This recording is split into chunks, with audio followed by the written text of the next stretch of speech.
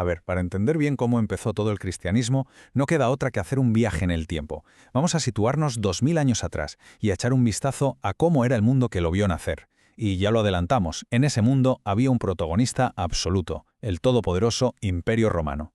Bueno, vamos a meternos de lleno. La pregunta que va a guiar todo este análisis es, yo creo, la fundamental. ¿Cómo era exactamente el mundo? ¿Qué se respiraba en el ambiente? Cuando esta nueva fe apareció y empezó a expandirse. Pues para responder a eso, lo primero es lo primero. Hay que hablar de la superpotencia de la época, porque había una fuerza política, militar y cultural que lo definía prácticamente todo en la cuenca del Mediterráneo y mucho más allá. Fijaos, en el siglo I, el Imperio Romano no era un país más. Para la gente de entonces era básicamente el mundo conocido. Su control era total sobre el Mediterráneo, desde Hispania hasta Siria y desde el norte de África hasta Britania. Imaginaos la cantidad de pueblos y culturas distintas viviendo bajo un único poder. Pero claro, la gran pregunta es, ¿cómo se mantenía unido todo eso? O sea, con esa diversidad tan bestia, ¿qué impedía que todo saltara por los aires? Vamos a ver cuál era el secreto de su cohesión. Es que la clave de la estabilidad de Roma es fascinante. No era solo fuerza militar, para nada. En realidad había tres elementos que funcionaban como una especie de pegamento social y cultural que lo mantenía todo unido. Y ahora lo que vamos a hacer es desglosar estos tres pilares. Es súper importante verlos uno por uno porque al entender cómo se conectaban entre sí, se pilla por qué crearon un entorno tan único en la historia. Aquí está la hoja de ruta. Lo primero, una lealtad política común. Lo segundo, un idioma que servía de puente entre culturas. Y lo tercero, una base intelectual compartida. Venga, empecemos por el principio. El primer pilar, la lealtad al emperador. Ojo, que esto es crucial. Veníamos de casi un siglo de guerras civiles terribles que habían dejado la República hecha añicos. La gente estaba harta de caos, anhelaba orden por encima de todo. Así que la idea de un solo hombre fuerte en Roma que prometiera paz y estabilidad, bueno, era un argumento potentísimo.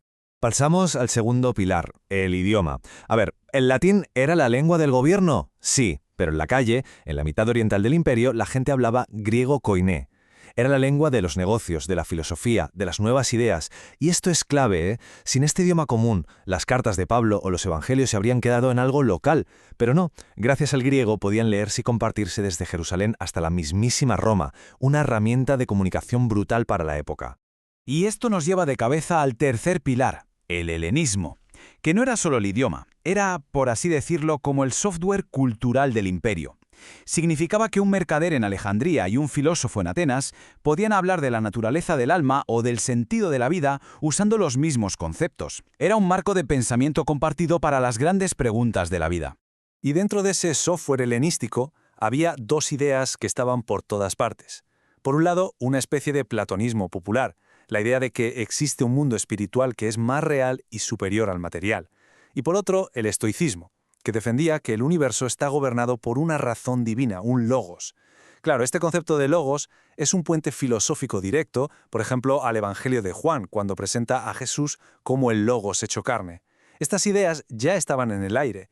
Pero este mundo no era solo de ideas abstractas, ¿eh? Estaba dominado por una figura muy concreta. El primer, y puede que el más grande de los emperadores, Augusto. Y aquí la historia se pone de verdad interesante. Esta línea de tiempo lo deja clarísimo. Vemos el caos absoluto del siglo I a.C., con guerras civiles que lo destrozaron todo. Y de repente, un cambio radical. El larguísimo y estable reinado de Augusto. Es que este contraste es la clave para entender lo que significó su figura. Es que Augusto no fue visto solo como un político. Para millones de personas que no habían conocido otra cosa que la guerra, fue percibido como un salvador. Trajo paz, justicia, prosperidad, la famosa Pax Romana. Lo veían casi como una figura divina. Este anhelo de un salvador terrenal que trae una edad de oro creó una mentalidad, una expectación, que preparó el terreno para un mensaje sobre un salvador de otro tipo, uno espiritual. Y no es ninguna exageración. Esta cita del poeta Virgilio, escrita justo en esa época, capta perfectamente el sentimiento general. Habla del regreso de una edad de oro, de un primogénito que baja del cielo para restaurar el mundo. Ese era el nivel de esperanza y de reverencia, casi religiosa, que inspiraba la figura de Augusto. Entonces, ¿qué pasa si juntamos todas estas piezas? Si sumamos la estabilidad política, un idioma común y estas ideas filosóficas flotando en el ambiente, Pues lo que tenemos es un momento histórico absolutamente único, un escenario perfectamente preparado para que algo radicalmente nuevo entrara en escena. Aquí lo tenemos. Resumido, una paz y estabilidad generalizadas, la Pax Romana, que permitían viajar de forma segura, un lenguaje común, el griego, que hacía que las ideas se extendieran como la pólvora, y una cultura que ya jugaba con conceptos como un mundo espiritual superior y una razón divina universal. Era, en cierto modo, la tormenta perfecta. Toda esta combinación de factores que Roma había creado para sus propios fines de gobierno y comercio preparó el escenario sin quererlo. Creó, de hecho, las autopistas, tanto físicas como intelectuales, por las que un mensaje totalmente nuevo podría viajar y expandirse por el mundo conocido a una velocidad nunca vista. Y esto nos deja con una última pregunta para la reflexión.